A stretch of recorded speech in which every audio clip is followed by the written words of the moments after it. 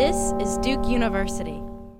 Hello, everyone. I'm Ranji Khanna, and I'm happy to welcome you to the Ahmadiyya Family Lecture Hall for this talk by Paola Rudan, who's assistant professor at in the Department of History, Culture and Civilization at the University of Bologna.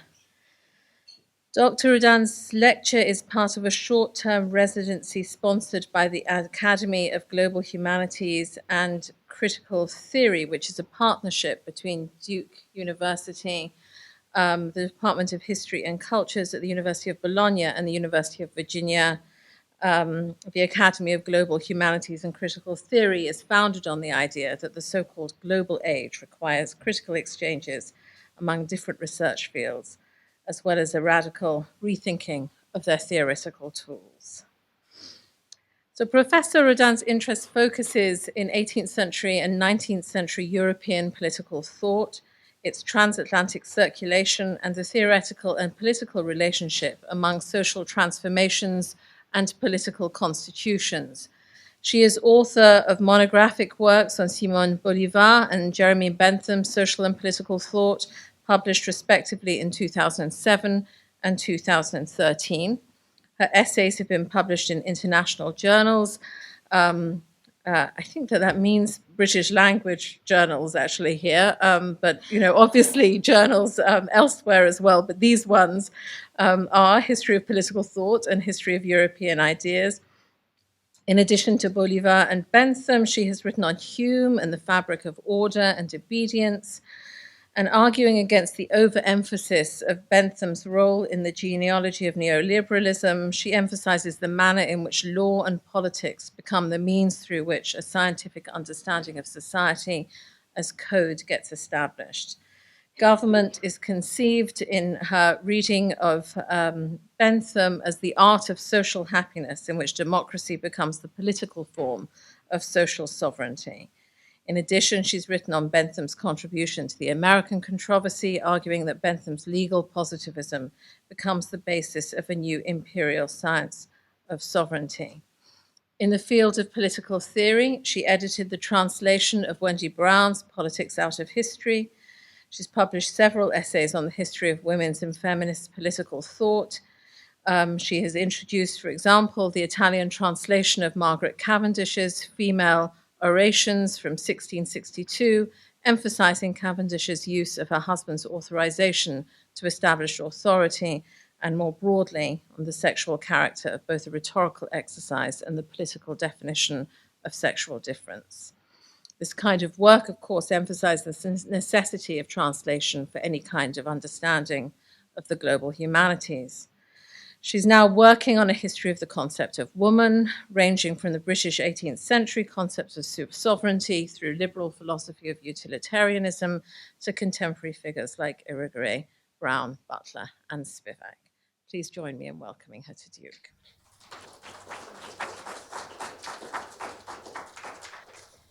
Thank you, Ranji. I would like to thank the Duke University, the Franklin Humanities Institute, and the Academy of Global Humanities and Critical Theory, but also the Social Movements Lab and the program in Gender, Sexuality, and Feminist Studies for sponsoring and supporting my visit here and this particular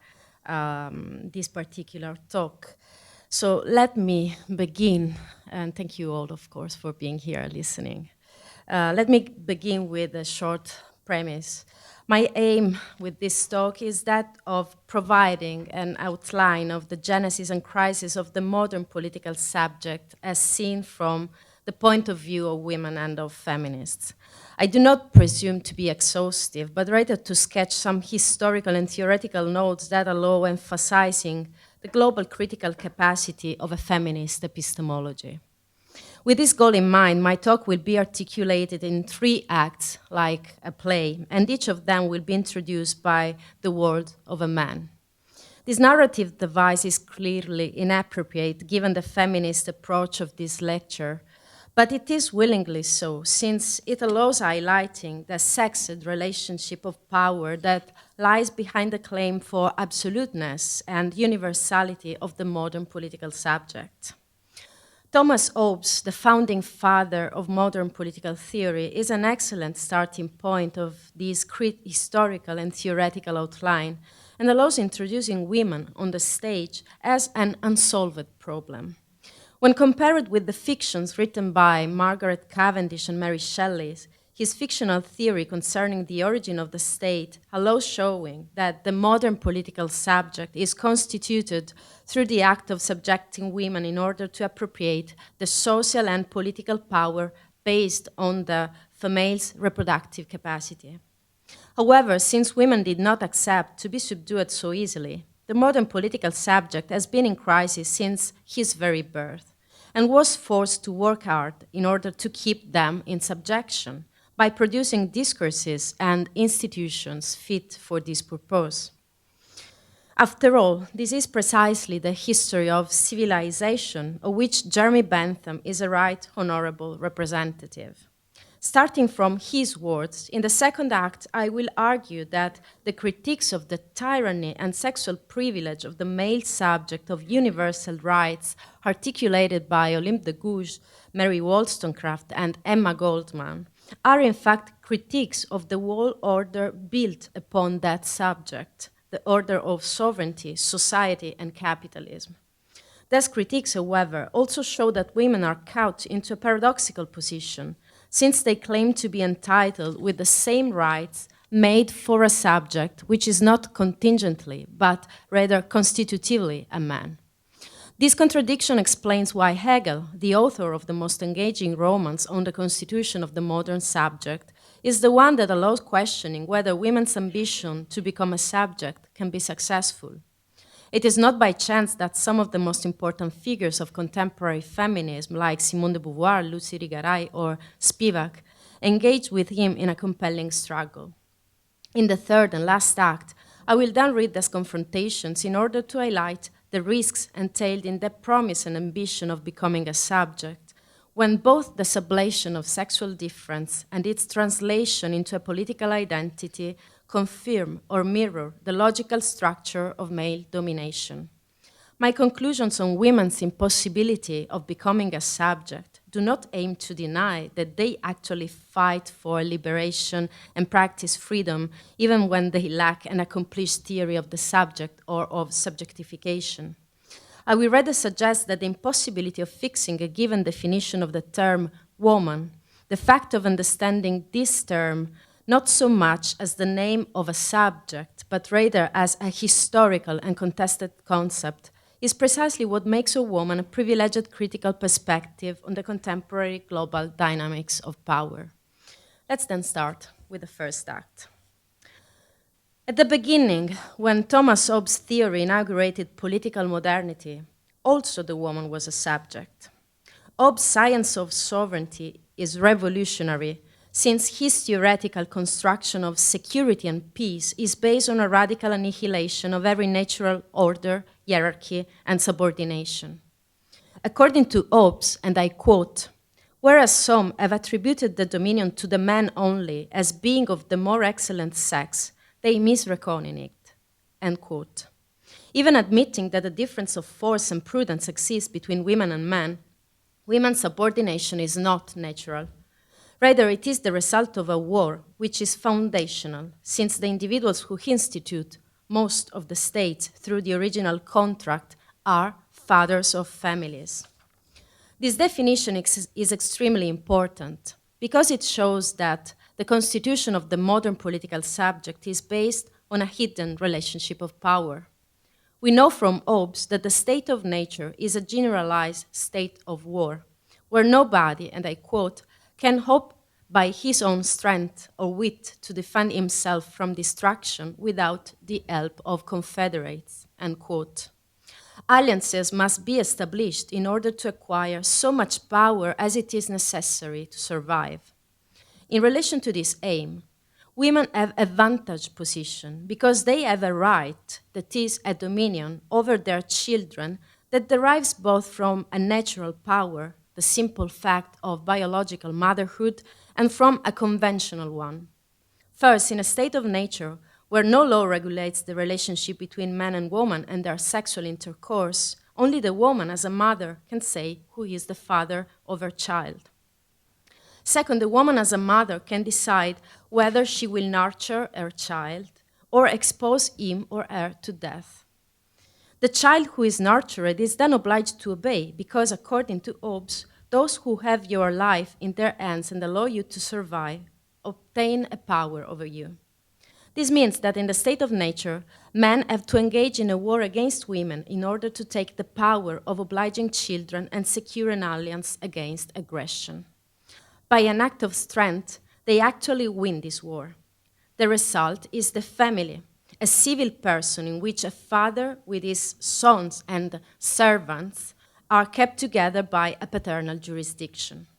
Once the family is instituted, the term woman disappears from Hobbes' discourse. Having been subdued, she is included among the servants. This disappearance allows unveiling the secret of modern patriarchy and of its subject. He is born in a condition of subjection to his mother and can become a subject only by overturning an asymmetrical relationship of power. Through this victory, in fact, he can enter into the scene of the original contract as an absolute individual, the only legitimate subject of modern politics. Thus, even though at the beginning also the woman was a subject, what follows is the history of her subjection, but also of the depoliticization and naturalization of this subjection. This history is full of remarkable fathers, as feminist scholars like Carol Pateman and Wendy Brown have shown. But here I'm more interested to making space for the words of some women who have been able to show the fundamental instability of the modern political subject. The first one is Margaret Cavendish, the wife of Thomas Hobbes' patron, the Duke of Newcastle. In her writings, mainly plays and fictions, but also essays in natural philosophy and rhetorical work that she started to write during the English Civil War, the Duchess of Newcastle denounces the way in which women are put under coverture, that is, included into the civil person of their fathers, husbands, or any other male relatives and deprived of their civil rights. She protests against the way in which they are despised by the major modern philosophers. She observes how women's virtue is threatened by men who, while claiming an exclusive rationality, are not able to master their passions. According to Cavendish, women's subjection results from the combined action of nature and society. Nature, on the one hand, uses their beauty in order to pursue pleasure and grant the reproduction of her own creatures. Society, on the other hand, turns their body into exchange commodities for the matrimonial market. Consequently, the body has a fundamental part in Cavendish's discourse, although this importance is expressed in different literary ways. For instance, the protagonist of the play entitled The Contract has no name. She is called the young lady, and is therefore identified with her sex and with her age, which make of her an object of male tutelage, education, and desire. In order to travel alone, the protagonist of the play assaulted and pursued chastity, called miseria, must dress like a man. The Duchess of Newcastle, which is both the authoress and the actress of the amazing science fiction novel The Blazing World, published in 1666, can move between the real world and the one of the fiction only as a soul without a body. In all cases, the body is conceived of as the site where social conventions are effective and prevent women from exercising their autonomy. Some scholars have suggested that these strategies, and particularly the camouflage, anticipate the gender performance, where the real, that is the body, and the performance are always confounded, so that the sexual difference is ultimately nothing but a discursive effect. However, Cavendish's conception of the body as a site where natural and social norms interlace allows an intense politicization of sexual difference. By wearing male dresses, women are exercising their freedom as women against the world which regards them as objects. By doing what is unexpected, They highlight the relationship of power and the abstraction upon which the construction of the modern political subject is based. Thus, for instance, the young lady decides to marry his suitor only when he admits that he is not a purely rational being, but he himself is dominated by passion. Similarly, Miseria accepts to marry the prince only once he has seated the phallic sword with which he was threatened her chastity. That is, once he has questioned his absolute power over her. As to the Duchess of Newcastle, she knows very well that she lives in a world where women cannot even aspire to become an emperor or a conqueror. However, being an authoress, as she explained in the prefatory letter of the Blazing Word, by using the female declination of the noun, she can create a world of her own, which is the phrase which inspired Virginia Woolf's writings, and proclaim herself an empress. The pole of the Blazing Word touches lightly the real one without disturbing the orbit of its sun. However, as Cavendish explains in a description of the moon which allegorizes woman's position as an excentrical center, her beams, and I quote, never respect the center of the world in a right line, end quote. In other words, as a woman, by virtue of the unlimited freedom provided by the fiction, Cavendish speaks inside the real world and about it. She does not ask for permission when she discusses Hobbes' theory of sovereignty and reduces his presumed science to nothing but an opinion. She freely exposes the fictitious character of the original contract and declares that forms have no beginning. She clearly states that the mankind is not universal, but has only one sex, since women are not part of it. Insofar as an authoress, she does not need to be authorized. Cavendish clearly shows that, after all, the war waged by the Hobbesian subject for subjecting women was not won once for all. The materiality of this war was object is at one and the same time the appropriation of woman's body and the legitimation of man as the only subject of science and history is highlighted by another remarkable fiction. Mary Shelley's Frankenstein brings Hobbes' discourse into the age of the Enlightenment. Shelley lives in a world very different from the one inhabited by the Duchess of Newcastle, a world where women, first of all her mother, Mary Wollstonecraft, had waged a war against male domination. Frankenstein, or the modern Prometheus, offers one of the most fascinating descriptions of the claim for power over nature and woman's body that lies behind the history of the modern political subject. When Victor Frankenstein meets Elizabeth Lavenza for the first time, he states, and I quote, "Till death she was to be mine only," unquote. This phrase does not simply reflect a possessive love, but rather anticipate his will of appropriating the power of the beloved woman. After the monstrous creature is born, in fact, Victor dreams of Elizabeth, who in the act of approaching him turns into the corpse of his mother, devoured by the worms. The dream is symptomatic. He can absolutely master the nature only by annihilating the woman. Being his father's son, the monster shares with his parent the will of knowing the laws of the natural world. His murderous fury mirrors the father's will of creating. During his solitary education, the monster understands that he is similar to man, but also different.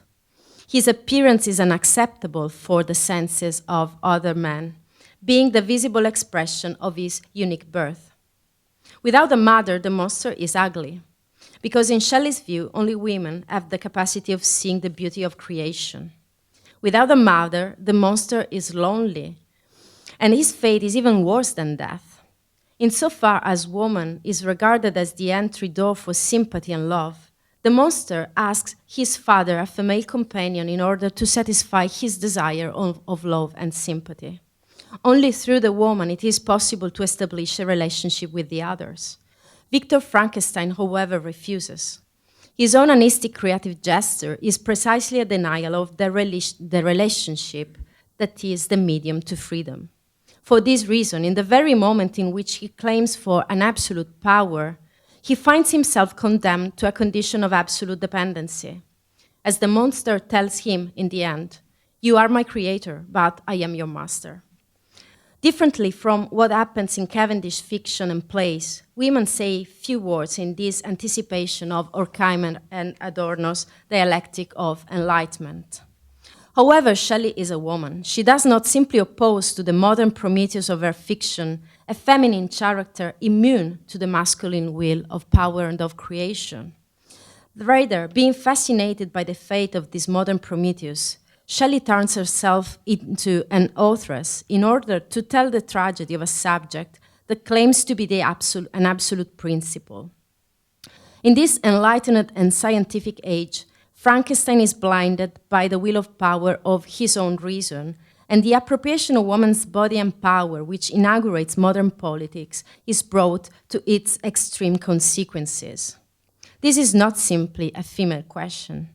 When we recognize that the modern political subject results from a sexual relationship of power, then we must admit that the whole system drawn by Hobbes is twisted. The individuals who create the state have never been individual as a singular, universal concept. The state of nature cannot be regarded anymore as a bellum omnium contra omnes, because it is a social condition constituted by families, by political associations dominated by fathers, whose sexual power transits from the state of nature toward the civil society.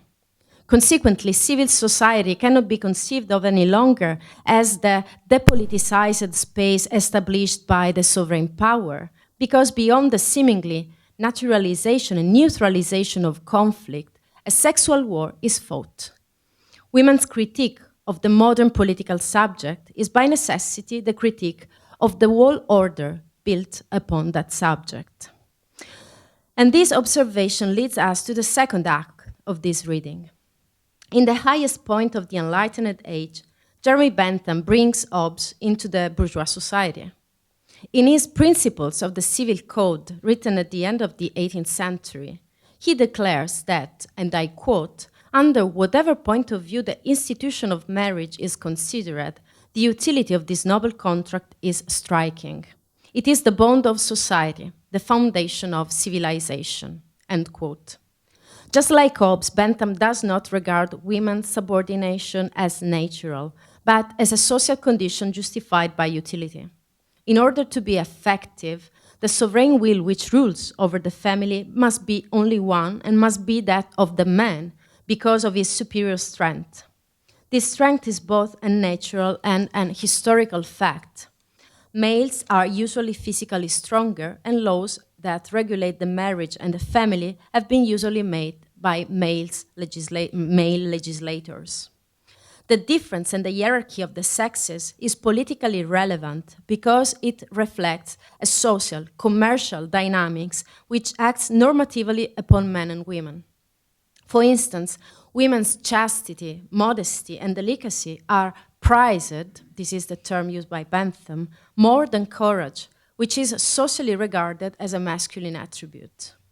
Being the legal form of the subjection of women, marriage is the synonym of civilization because it ensures the transmission of the father's name and of property, and the disciplinary function of the family.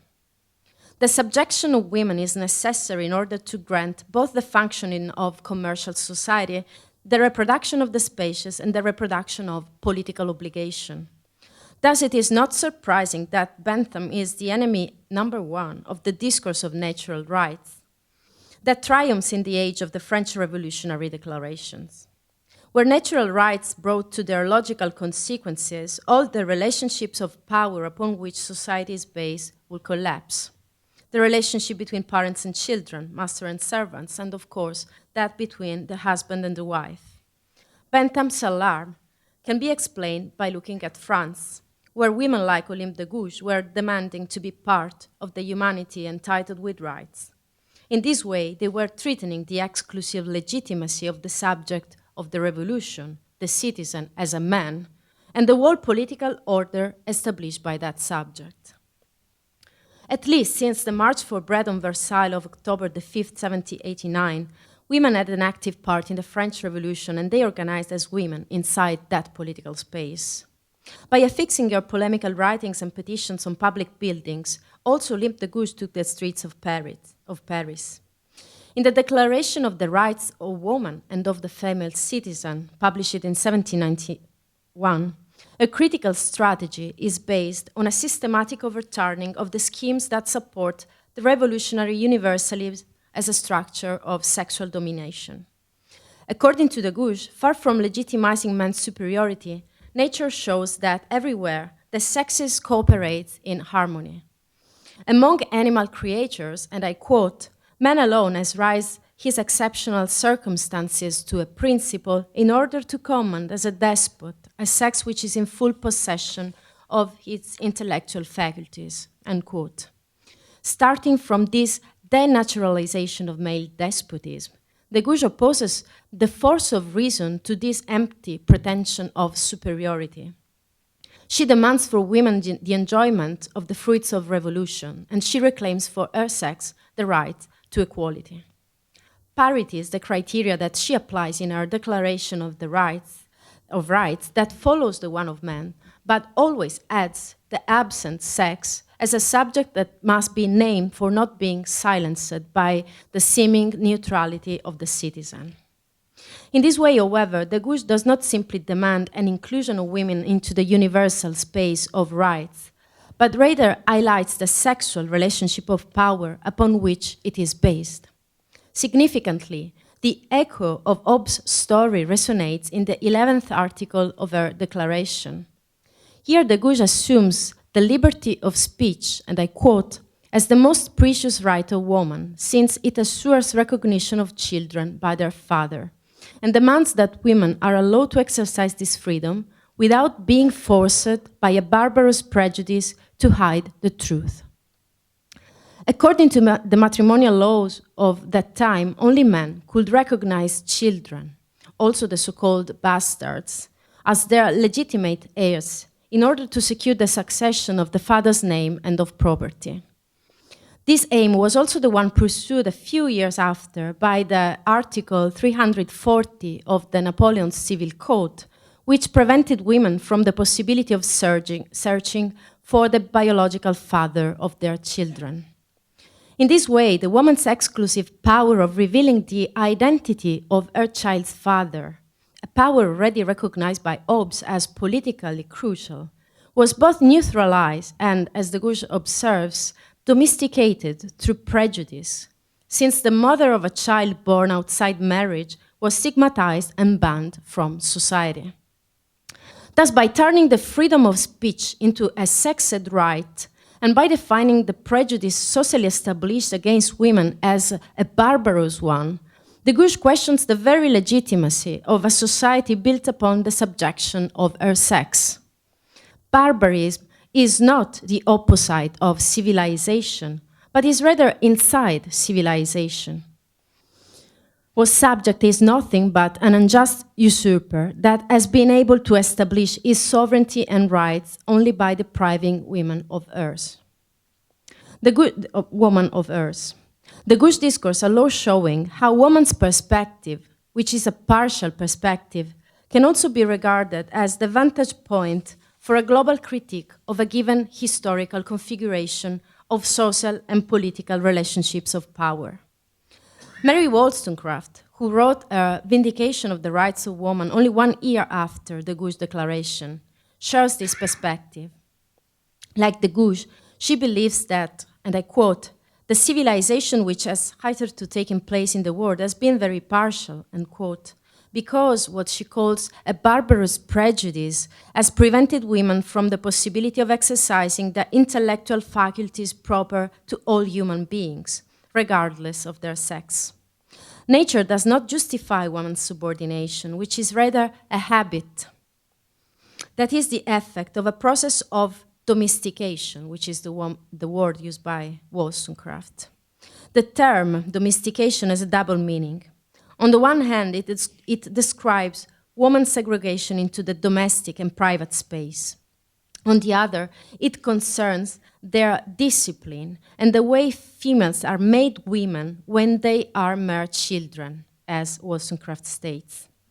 In order to show how the socialization of female individuals takes place, Wollstonecraft uses the instruments provided by the Scottish moral philosophy, and the vindication of the rights of woman could be defined as a sexist theory of moral sentiments, to recall the title of Adam Smith's famous work, that explains how women become what they are expected to be.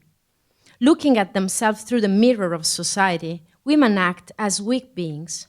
Their value is defined by the matrimonial market, where they expose themselves as marriageable commodities, being in constant competition with other women. Marriage, the obliged destination of women, is regarded by Wollstonecraft as a sort of legal prostitution, because women, deprived of civil rights and in particular of the right of property, are not allowed to be economically independent and must sell themselves to a husband in exchange of what is necessary for subsistence. As Wollstonecraft explains, and I quote, "We might as well never have been born unless it were necessary that we should be created to enable men to acquire the noble privilege of reason," end quote. The secret of the modern political subject is plainly exposed. His autonomy, identified with his reason, is nothing but a sexual privilege. The consequences of Wollstonecraft discourse are radical. If only the subjection based on reason is legitimate, then male's privilege and tyranny highlight the persistency of an element of domination within the seeming impersonality of modern sovereignty. The subordination of woman, therefore, is not simply a female issue. It is the original sign of tyrant, which will spread throughout the enlightened age, unless women are recognized in their full rights as citizens. However, they can be recognized as citizens only as individuals, that is, by abstracting them from the social conditions that determine their subordination. Thus, even though she foresees the necessity of transforming the world society in order to conquer women's freedom, Wollstonecraft stops one step before this conclusion and finally assures that once equality between the sexes is recognized, a certain common law of gravity, as she calls it, will push everybody in the appropriate position. Though admitted into mankind and educated like men, women will not stop being wives, sisters, mothers, and daughters. They will continue to be defined in relation to men. However, consistently with the revolutionary principles, they will be a man's woman, i.e., they will decide to get married on a rational and voluntary base rather than on a coercive one.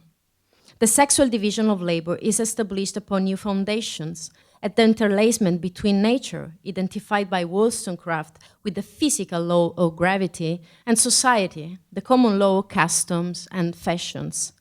Only few exceptional women from the middle class, like her, will be able to aspire to something more. This is the beginning of what Carol Pateman has called the Wollstonecraft Dilemma, the field of tension between equality and difference that crisscrosses the modern and contemporary feminist theory. This dilemma also operates within Emma Goldman's discourse, even though in her hands it becomes a weapon for a radical critique of the patriarchal economy of the North American industrial society. The Lithuanian anarchical woman is regarded by her contemporary, and I quote, as the most dangerous woman in America, unquote, not only because of her capacity of inflaming the tribune and organizing the workers, or because she denounces the deadly nature of the American dream that she herself had seized as an immigrant. Goldman is a dangerous woman because she politicizes sex and sexuality in order to highlight the paradoxes of a society that turns sex into the only exchange commodity available for women, but leaves them ignorant about their own sexuality. Women who explore sex outside marriage are socially stigmatized. Women who preserve their innocence until marriage are not able to live wittingly their sexuality. Furthermore, they are forced to procreate in the name of a society that has made them unfit for the task of responsible motherhood by frustrating their physical and intellectual faculties. Following Wollstonecraft, who is her main source of inspiration, Goldman highlights the link between marriage and prostitution.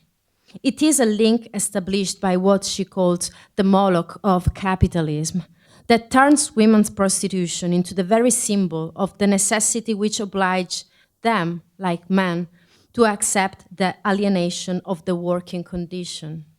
It is a link that makes out of woman a sexual object, both inside and outside marriage, where, and I quote, the sovereignty of the man over the woman, the absolute dependence on his name and support is established, end quote. This is the true history of civilization, now completely identified with capitalism, and which can be subverted starting from sexual freedom, a responsible motherhood, and contraception, that is, from women's full disposition of their own bodies outside the market. Goldman regards women as individuals. She claims for the, and I quote, complete and true emancipation of woman that will have to do away with the absurd notion of the dualism of the sexes, end quote. Until then, however, she considers the politicization of sexual difference as a way of escaping the grasp of power. This is why, from this very partial perspective, Goldman sees what Bentham did not. The discourse of rights does not contradict, but rather sustains the sexual power, because since the very beginning, the subject entitled with rights has only one sex. This is why she criticizes the suffragist movement, even recognizing the utility of civil and political rights. Behind the fiction and the reality of emancipation, Goldman sees and experiences the exploitation of labor and the subordination of women, which continue to exist under the veil of civilization and rights. Of course, Goldman can afford this radical critique of the emancipation because she lives a historical moment very different from the one in which de Gouges and Wollstonecraft lived. She experiences both factory and poverty, police violence against the working class, free love and jealousy. However, beyond their distance in space and time, these women share a paradoxical position. In the very moment they claim for equality and for being recognized as a subject, they cannot avoid politicizing sexual difference as a starting point for a critique of the whole political and social order that subjugates them. Seen from the partial political perspective of the woman, the order of rights, of modern sovereignty, of society, and of capitalism reveals itself as an order organized by a sexed social power. Consequently, it is necessary to understand how, given these material and discursive conditions, women could become themselves a subject. This question leads to the third and last act of this talk, which starts with Hegel's words. In the Phenomenology of the Mind, his romance on the adventures of the spirit, the war between the sexes is erased with a cunning move. When the woman and the man are introduced on the stage, they already wear an ethical dress. She is the feminine principle, whose fate is that of governing the house and taking care of the divine law. He is the masculine principle, who governs the human law and must go out of the family in order to realize his universal aim in the political community. The opposition between the divine and the human law is necessary for triggering the movement of the spirit, even though when they meet for the first time into the family as brother and sister, the man and the woman are not in opposition. Rather, their relationship is, and I quote, an untroubled transition, a movement without any internal dissension, unquote, where there is no antithesis, but only a reciprocal confirmation, a recognition without a struggle. A struggle, in fact, can take place only when two self-consciousness find one in front of the other in a condition of equality, as it happens in the life and death fight that constitutes the relationship between the Lord and the bondsman. During this fight for recognition, according to Hegel, the subject constitutes himself as a subject by challenging death and transcending the limits of his physical existence. However, the woman never takes part in this fight. She is completely identified with her body and her reproductive function, which marks both her intellectual and ethical character. She is different and will never enter the movement of self-consciousness. The result of this chapter of Hegel's Romance is an ethical division of sexual labor. Woman's universal function is that of producing male children, whose fate is to become citizens. She has to trigger the young's virility that is necessary to encourage them in war for the sake of the political community. The woman is therefore essential for the community, but in order to be so, she must be oppressed, as Antigone's story explains, at least as Hegel tells it.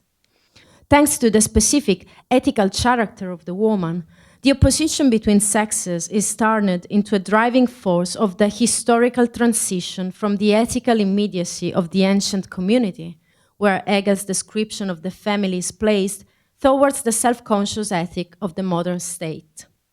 Woman will never enter this public and political space, but she remains stuck outside history in the private space of the family, even when the family itself moves from the classic age to the bourgeois world.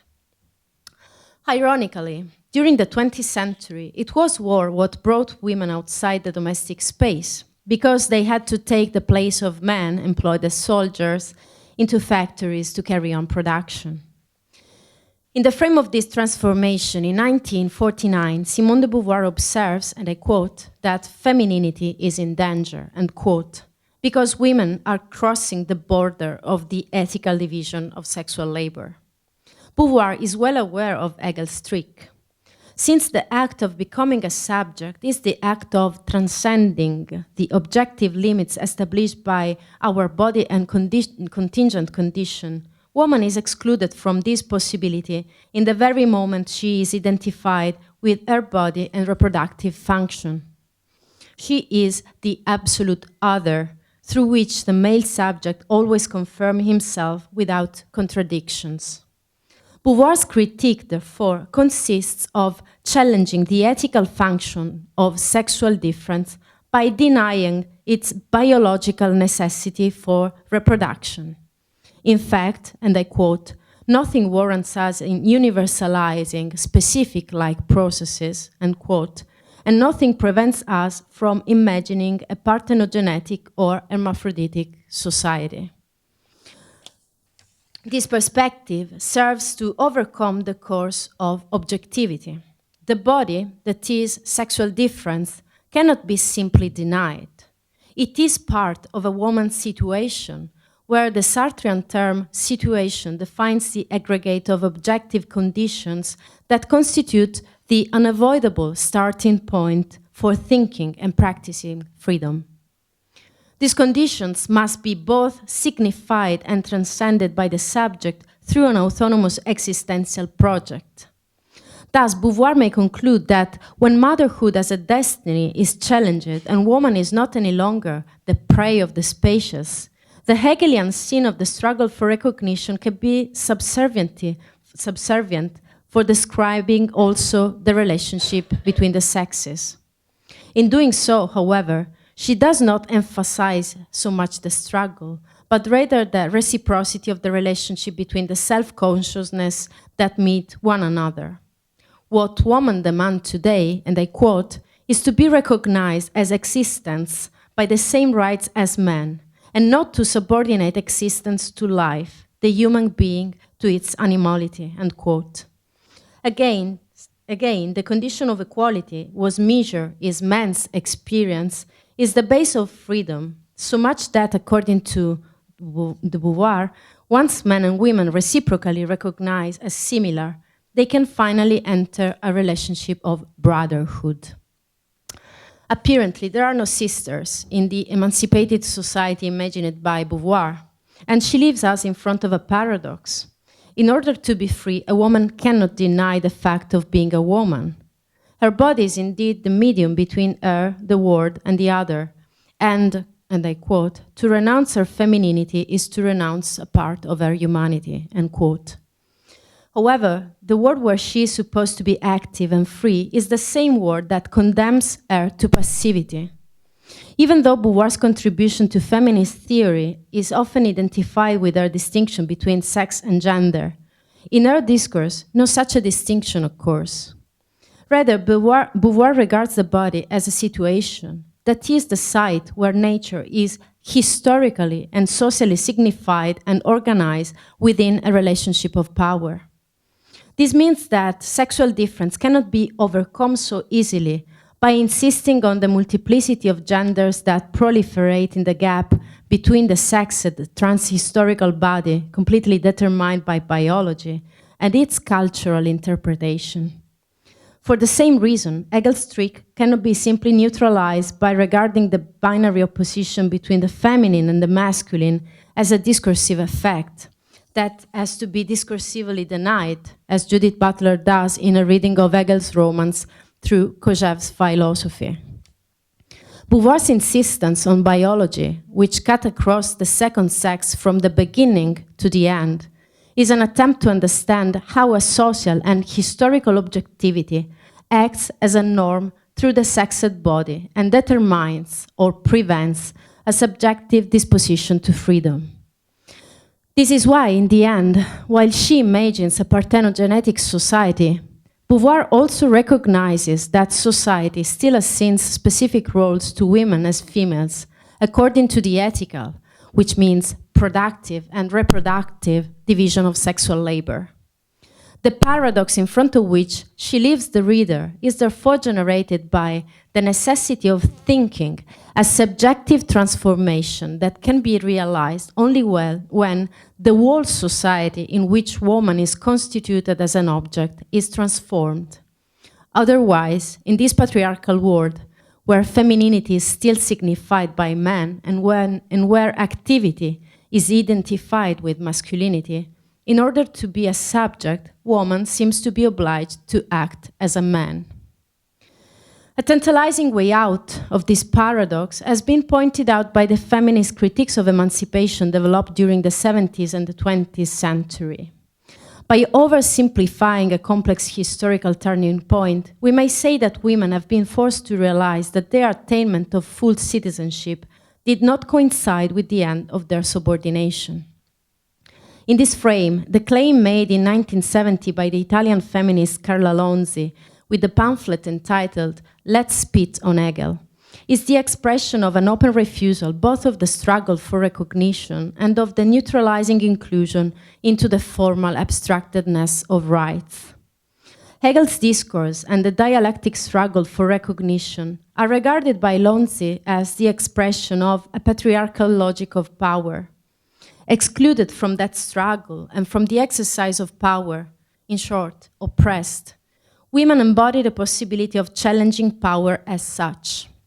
Thus, in the very act of speaking for themselves and of providing an autonomous meaning of sexual difference, women may enter the scene as an unexpected subject, as Carla Lonzi called them.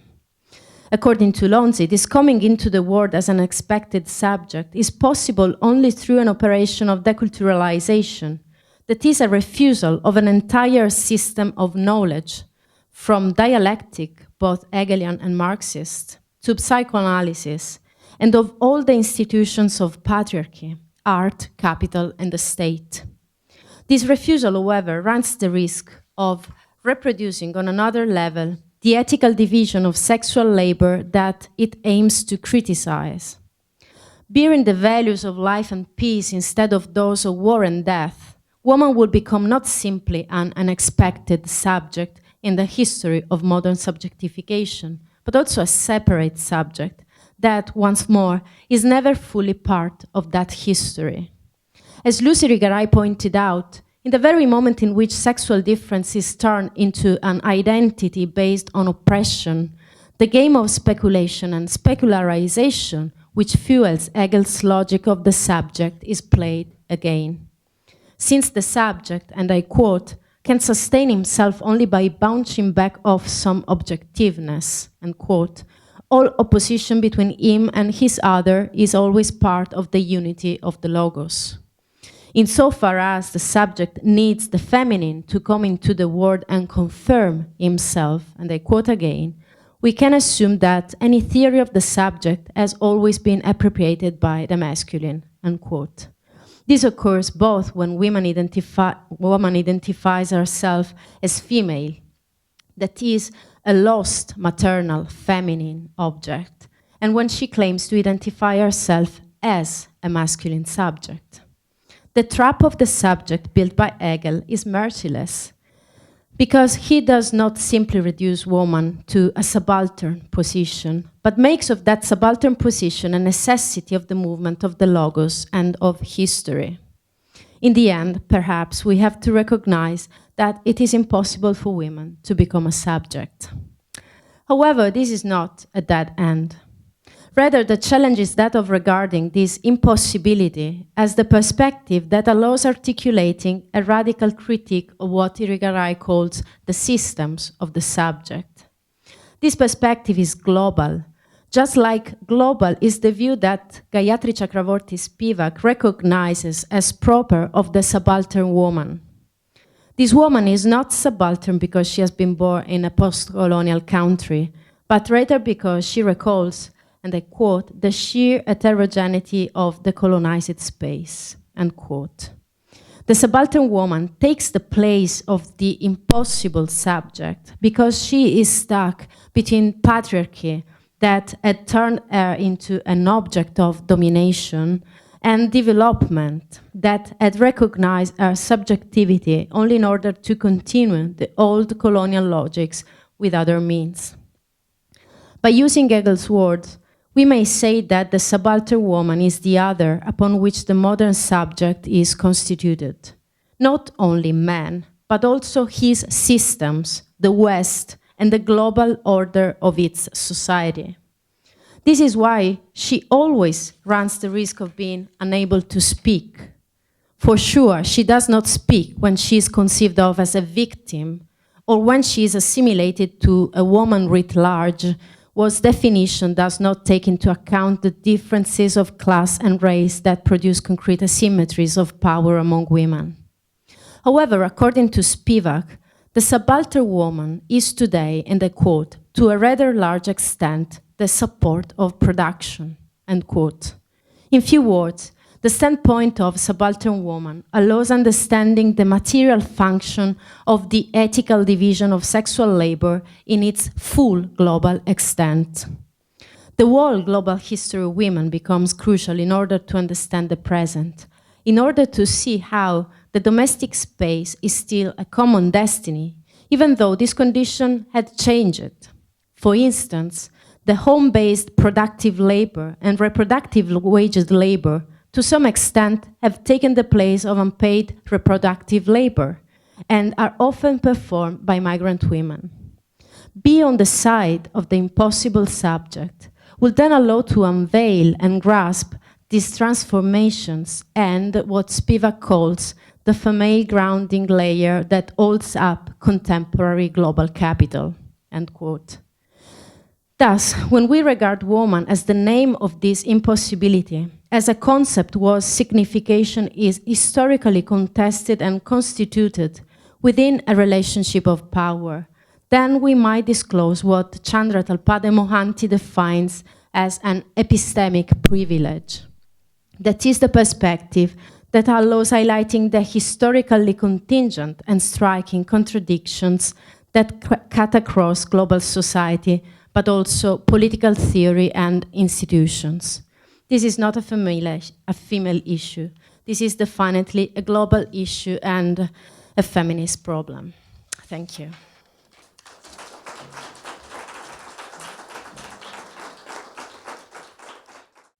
From epistemic privilege to practical unfolding of the impossible subjects, how would you move? What do you mean with practical? if the subject remains impossible, and it's this impossibility that allows for a certain epistemic privilege, epistemic privilege will allow an understanding of the system that produces this impossible subject. But by remaining impossible subject, what are the political possibilities? Okay. Well, I think that the distinction between the epistemic perspective and the political or practical one must be maintained, not because the epistemical issue is not political, but because practice is something else, and often it goes on without our help, I mean, you know. But I think that what is important in this, when I speak of an impossible subject, I mean that the question is not so much to define an identity or a political identity, but rather to think about a specific position which is produce an interlacement of social and sexual relationship of power. I think that I was ending with the post-colonial feminism and in particular Spivak perspective, because I think that this perspective is particularly interesting precisely because it does not define the subaltern woman as a kind of identity, but because the subaltern woman is this position.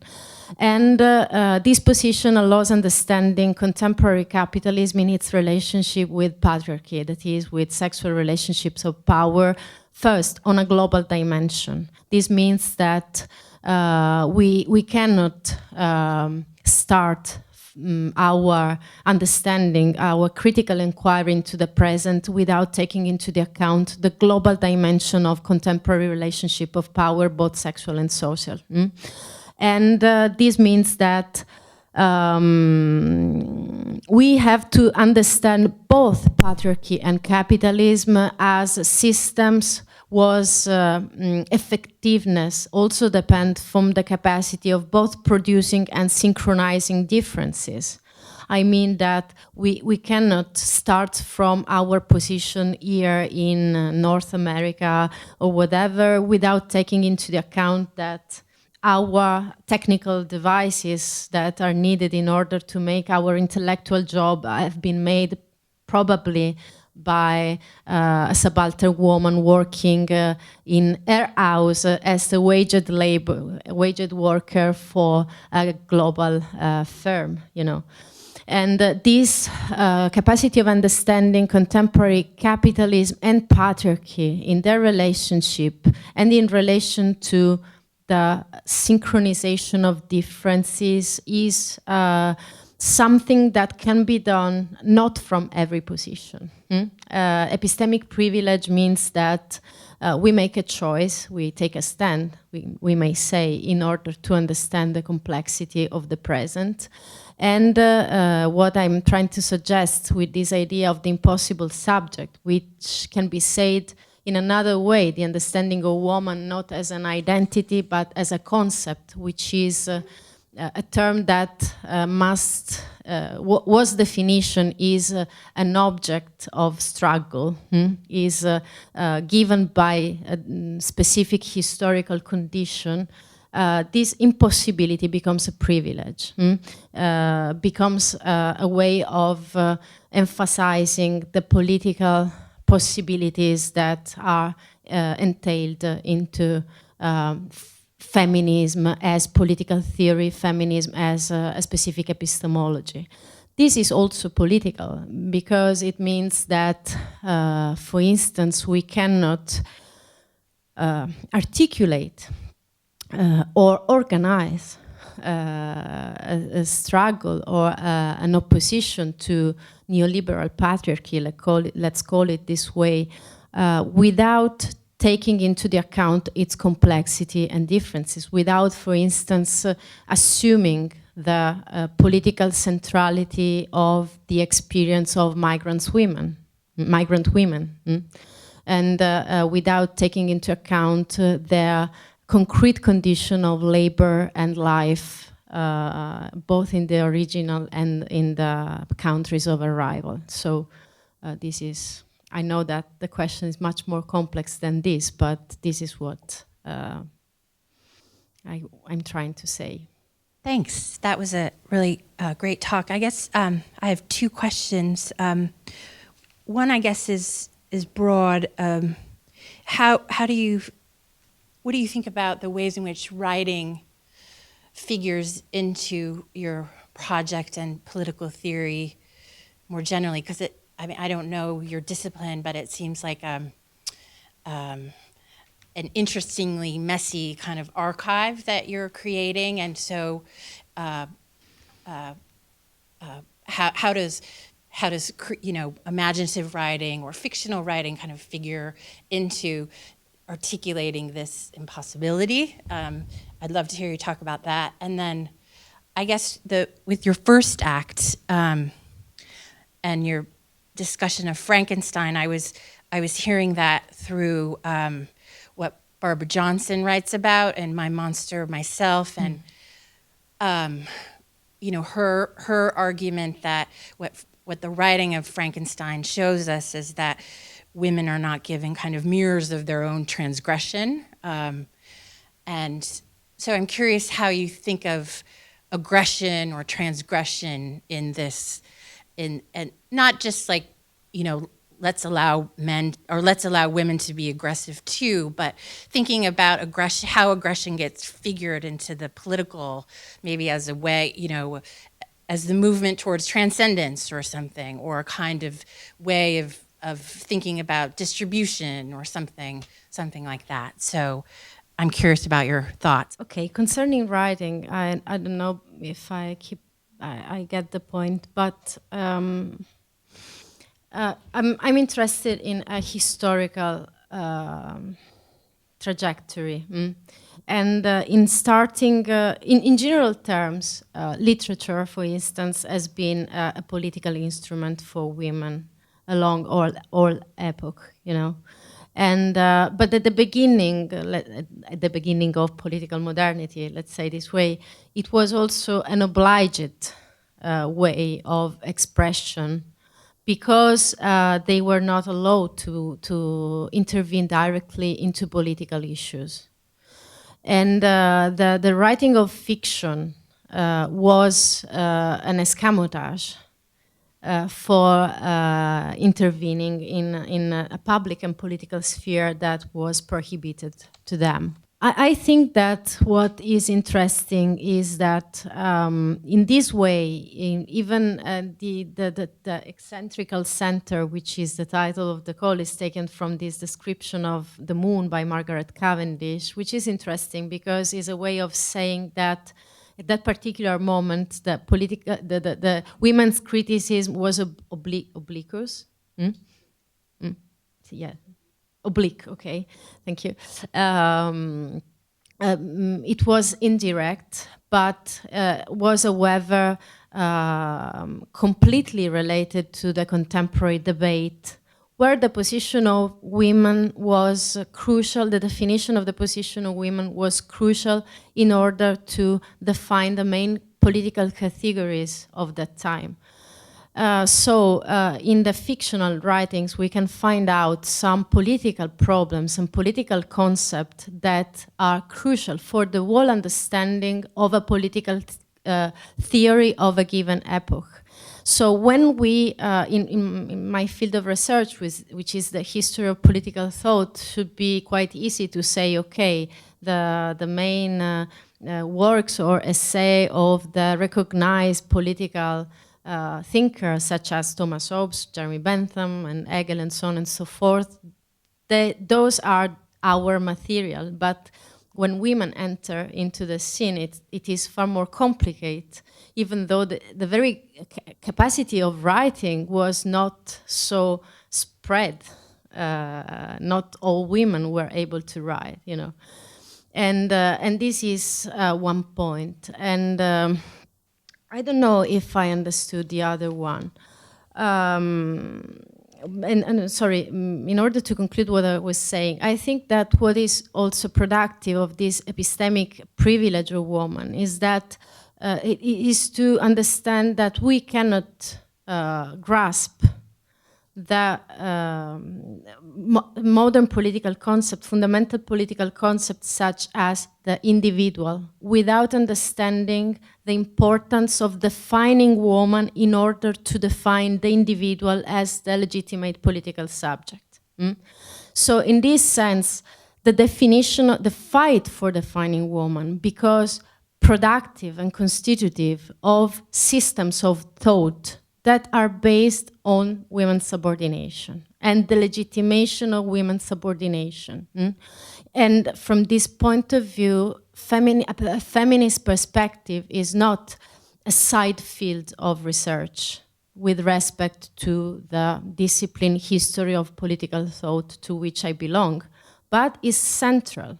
It can't be understood, and it is funny if you discuss with a scholar of Hobbes' political theory, when you say, sorry, but it is not the individual, but the father of families, the one who made the contract. And this means that the state of nature is not empty of power, but is made of a sexed power that go into the civil society. And so the logical consequences are so many, and the scholars of Hobbes just look, like, what are you saying? It's not possible, that thing. And instead it is possible, and it is necessary in order to understand a system of thought. I mean, there is a kind of link there with defining the state in the modern era in terms of its capacities for aggression or something. In order to answer, I would like to distinguish something about Frankenstein and a general discourse about what you said. Because I think that in relation to Frankenstein, Mary Shelley's strategy is very precise in the way she erases women from the scene. Women are not active anyhow in Frankenstein's story.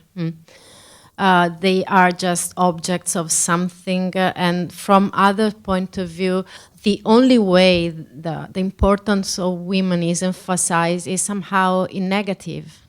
What is missing when woman is erased? And what is missing is the relationship, is the fact that the absolute sovereignty of the subject is impossible. And all the time we think the subject as completely autonomous. In fact, he is condemning himself to dependency because he is not able to enter into a relationship with the other. But I don't think, because I think that Frankenstein is somehow dangerous in the way in which woman seems to be portrayed as a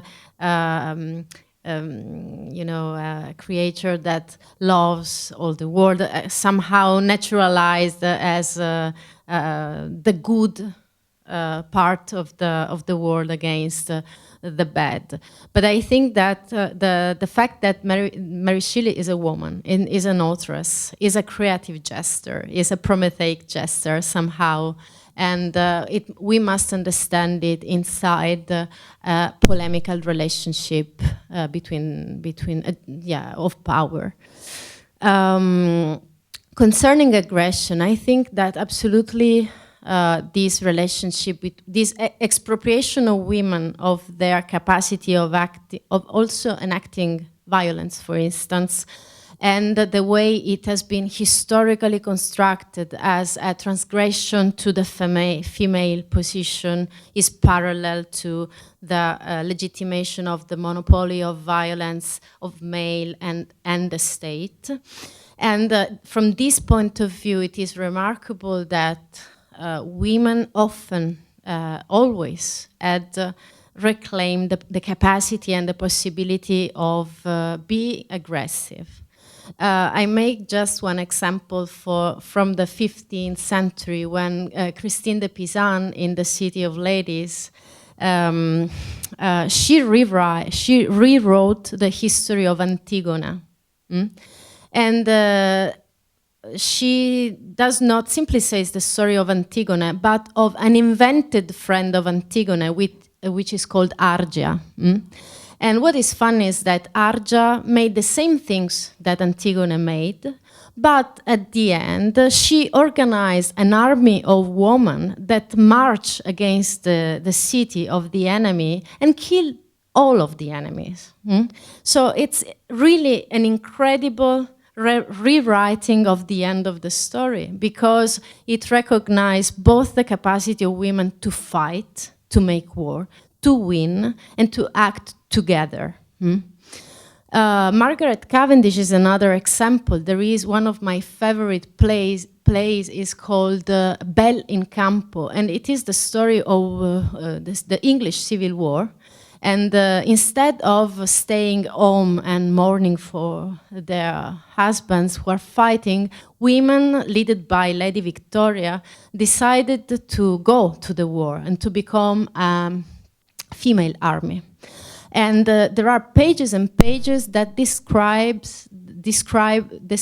the discipline of the army of the women, which is both important in relation to the understanding of the body as a site of not only history, customs, and fashions, but also action, how the body can be changed through a process of liberation from the norms imposed by the body itself. And it is absolutely interesting because women do something that they are not supposed to do. They transgress a norm, but this is not only transgression, because the norm at the end is changed. So the question of power is completely assumed as the question on the table when the war must be fought. And in fact, what is interesting is that war is a term that often appears in fictions, in plays, even of the forerunners of feminism. Hello. I actually don't remember exactly what I was going to ask, but I know I wanted to ask for some advice. I remember in my first year doing my graduate study, I was given the suggestion that I should forget about identity politics or forget about the comments on subjectivity, at least for a while, and see where I can go from there. And I think your lecture also confirmed me of that point. Especially when you talk about the impossibility of subject and how do we treat women not as a subject or identity, but rather as a concept. And then when I'm experimenting with how to write about issues related to women without really using the word, I feel sometimes whenever I try to comment on literature or film, when I try to write about it, I cannot avoid using some word that will show identification or identity, or at least using those words that will first give people the impression that identity politics is what I'm trying to talk about. So I'm asking for advice on any strategies, maybe like Mary Shelley's negative communication, not mentioning the lack of women, or any other strategies that can help me find a way to talk about this issue without first leaving the impression that I'm trying to talk about subjectivity or identity. Well, I think that to speak of subjectivity is not the same of speaking of identity. I mean that subjectivity, at least as far as I can use it politically, is a practice, is something that is not given on, it is a way of acting for freedom, is a way of is a practice, is not a state of being, let's say this way. Subjectivation comes out from the struggle, is not precedent to that. And concerning identity, I think that what is most important is the understanding of the relationship that produces a given position, that produces a given position. One of the criticism that, for instance, came to feminism when the first black feminism and then gender theory started, from the gender theory, they started to say that woman is an exclusionary concept. I think that this is something problematic because it assumes a given definition of the concept of woman, as it was the name of an essence or of an identity, while the question is to understand for instance, what a woman is in a given epoch and historical condition, and for what a purpose. And how women also refuses to be put in a given position, and in this way redefine the terms of their not identity, but the social relationship of power in which they are involved. So I think that the question is not to give for granted the existence of a definition, but to understand how a given, even a movie, defines a woman and for what purpose in that specific narrative or context. I don't know if it is of use, but I always suggest a kind of historical approach to the concept itself. Thanks. Thanks for your very enlightening, inspiring talk. I have a question about whether you see a kind of usefulness in thinking of ignorance, forms of ignorance, as a complement to thinking about forms of epistemic privilege. So I'm wondering if in your theorizing of this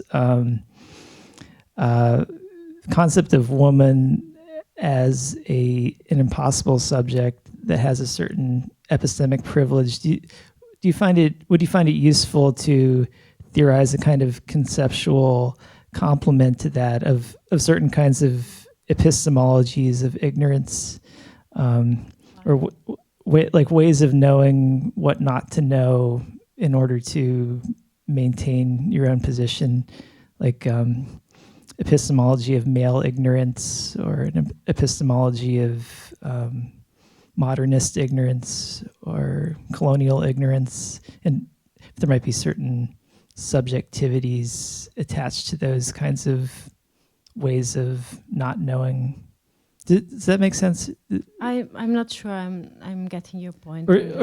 So maybe another way to say it would be that if we see the position of woman, especially subaltern woman, as providing a kind of epistemic privilege, then conversely, can we think of, would it be useful to think of modern systems of thought based on modern political concepts as creating a kind of epistemology that's not privileged, that we shouldn't privilege, but it instead see as an epistemology of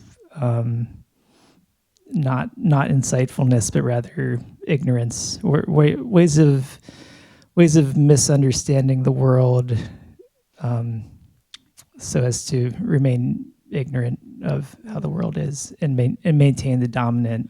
I'm not sure that I still understand, but if you understand this problem of epistemology, also in political terms, for instance, then the question is that and from this point of view, I think that Spivak's essay, Can the Subaltern Speak, is remarkable in the way in which it turns the position of victim, showing how victimization is a way of domination, into a privileged position. The subaltern woman is the one who can tell a story that nobody else can tell.